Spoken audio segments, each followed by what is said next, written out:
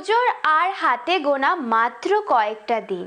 কি করবে কি করবে না, কিভাবে সাজবে, সমস্ত কিছু নিয়ে আজকের ভিডিও। চলো দেরি না করে ভিডিওটাকে শুরু করা যাক। পুজোর আগে কিন্তু আমরা কম বেশি পার্লারে কিংবা স্যালনে যাই, বিভিন্ন ধরনের ফেসিয়াল করাই, হেয়ার ট্রিটমেন্ট করাই।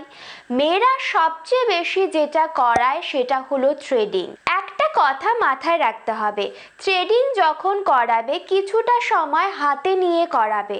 অনেক সময় দেখা যায় অ্যাক্সিডেন্টালি তোমাদের ফেসটা কেটে গেছে বা ফেসটা ফুলে ফুলে উঠেছে বা ফেসে র্যাশেসও চলে এসেছে। তাই এই সব কিছু যাতে রিকভারি হয় সেই মিনিমাম সময়টুকু যাতে আমাদের হাতে থাকে। ছেলেরা হোক কিংবা মেয়েরা, পুজোর আগে কিন্তু আমরা ফেসিয়াল করাই, মানে নিদেন পক্ষে একটা ট্যানিং তো অবশ্যই করানো চাই। পুজোর অ্যাটলিস্ট 7 দিন আগে কিন্তু তোমাদের এই ফেসিয়ালের পর্বটাকে শেষ করা উচিত, কারণ তোমাদের ফেসিয়াল যাতে ভালোভাবে ওয়ার্ক করে সেটার জন্য মিনিমাম কিন্তু তোমাদের সময় প্রয়োজন। আর বেশিরভাগ ক্ষেত্রে দেখা যায় ফেসিয়াল করানোর পরে কিন্তু আমাদের ফেসে পিম্পলস ওঠে, সেটা ঠিক করারও কিন্তু সময় দিতে হবে। নিশ্চয়ই কেউ ফেসে পিম্পলস নিয়ে পুজোয় ঘুরতে যেতে চায় না।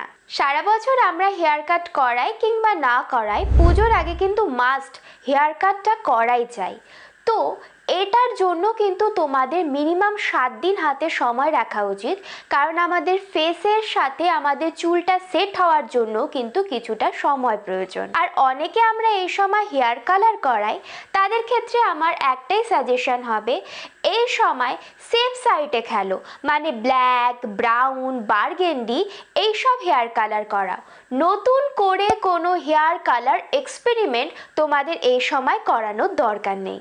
ছেলেদের বলবো, পুজোর আগে কিন্তু সুন্দরভাবে দাড়িটাকে ট্রিম করতে হবে, কিন্তু বেশি সুন্দর হতে গিয়ে কিন্তু এক্সপেরিমেন্ট করে ক্লিন শেভ করে এসো না। যাদের পুজোর শপিং হয়ে গেছে তাদের কংগ্রাচুলেশনস, আর যাদের হয়নি তাদের জন্য কিন্তু বিশাল বড় রেড ফ্ল্যাগ। যারা ভাবছো ষষ্ঠীর দিন গিয়ে কিছু একটা কিনে নিয়ে আসবো, তাহলে তাদের বলবো সেই সময় কোনো ভালো জামা কাপড় পাওয়া যায় না, আর তোমরা মিনিমাম ফিটিংস করানোরও সময় পাবে না। শেষের দিকে শপিং করলে বড় প্যান্ট গুটিয়েই তোমাদের ঘুরতে হবে। অনেক ছেলেদের ইচ্ছে থাকে এই সময় একটু বাঙালি বাবু হয়ে ঘুরে বেড়াবে, মানে ধুতি পাঞ্জাবি পরে ঘুরবে। বাট একটাই ভয়, যদি সবার সামনে ধুতিটা খুলে যায়।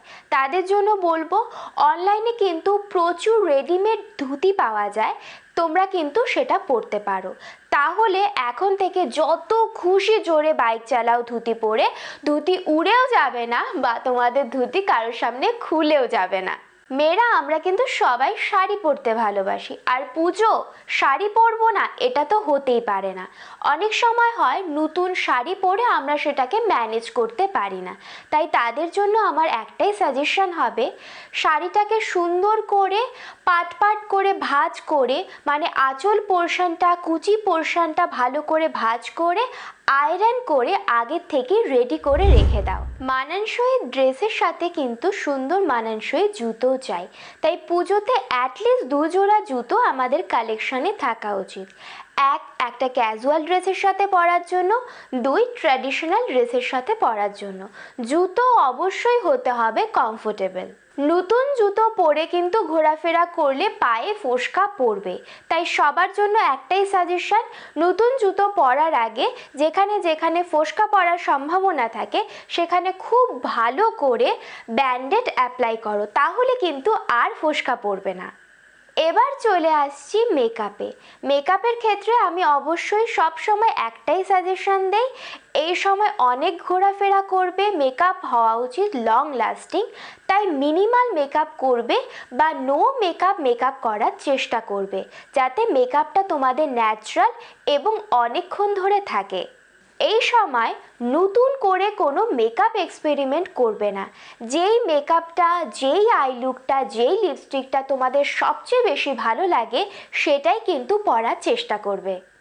আমরা কিন্তু ড্রেসের সাথে মানানসই জুয়েলারি অবশ্যই পরি, কিন্তু অনেক ক্ষেত্রে দেখা যায় একটু সাজগোজ করতে গিয়ে একটু বেশি ওভার জুয়েলারি পরে ফেলি।